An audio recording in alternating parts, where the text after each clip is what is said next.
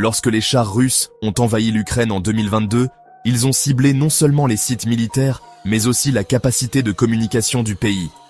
Les pylônes de téléphonie mobile sont tombés, les câbles internet ont été coupés, et des régions entières ont été plongées dans le noir, isolant civils et militaires. En réponse, SpaceX d'Elon Musk a activé le service internet par satellite Starlink au-dessus de l'Ukraine, rétablissant une connectivité vitale presque du jour au lendemain. Des terminaux Starlink sont apparus partout, reconnectant hôpitaux, groupes d'aide et familles, et permettant au président Zelensky de s'adresser à son peuple et au monde. Pour l'armée ukrainienne, Starlink est devenu l'épine dorsale de la communication sur le champ de bataille, permettant une coordination et un partage de renseignements sécurisés et en temps réel, même sous le feu.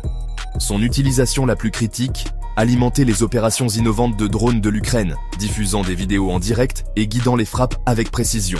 En 2024, avec plus de 42 000 terminaux actifs, Starlink était la bouée de sauvetage numérique qui maintenait l'Ukraine connectée et résiliente. Le pouvoir de Starlink et le contrôle d'Elon Musk sont devenus évidents lors d'un moment crucial en 2022. Alors que l'Ukraine préparait une attaque de drones contre la flotte russe de la mer Noire, Musk a personnellement refusé la couverture Starlink sur la Crimée, stoppant la mission. Sa décision, motivée par la crainte d'une escalade de la guerre, a montré comment un seul PDG technologique pouvait influencer l'issue d'un conflit. L'Ukraine a alors réalisé que ses opérations militaires dépendaient non seulement de ses propres forces, mais aussi de l'approbation d'un milliardaire étranger. Le monde a été contraint d'affronter une nouvelle réalité. Dans la guerre moderne, les leaders technologiques privés peuvent détenir les clés de la victoire ou de la défaite.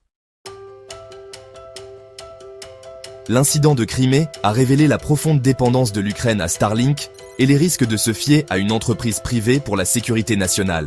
L'influence de Musk est devenue encore plus controversée lorsqu'il est devenu conseiller principal du président américain, brouillant les frontières entre les affaires et la politique d'État. Des rumeurs ont circulé, selon lesquelles l'accès à Starlink pourrait être utilisé comme levier dans les accords internationaux, soulignant les dangers d'une telle concentration de pouvoir. Si Starlink a sauvé des vies et renforcé l'Ukraine, il a également créé une vulnérabilité stratégique, que l'Europe s'efforce maintenant de combler avec ses propres projets satellitaires. Mais avec des alternatives encore lointaines, la domination de Starlink reste incontestée. Le monde apprend qu'au XXIe siècle, le contrôle des infrastructures numériques est aussi crucial que le contrôle du territoire. La question, qui devrait détenir ce pouvoir ? SpaceX s'engage désormais plus profondément dans le domaine militaire, développant Starshield, une version sécurisée de Starlink axée sur les gouvernements. Avec des contrats de défense américains en main, SpaceX devient un acteur clé de l'industrie mondiale de la défense, brouillant la frontière entre l'innovation privée et la puissance militaire. Starshield promet des communications sécurisées et des capacités de commandement mondial, offrant aux nations qui y ont accès un avantage stratégique majeur. Ce changement soulève des questions urgentes. Les réseaux satellitaires privés créeront-ils de nouvelles inégalités mondiales ? Qui contrôle la haute technologie numérique ? L'héritage de Starlink en Ukraine est à la fois espoir et avertissement. Un outil de liberté, mais aussi une source de pouvoir privé sans précédent.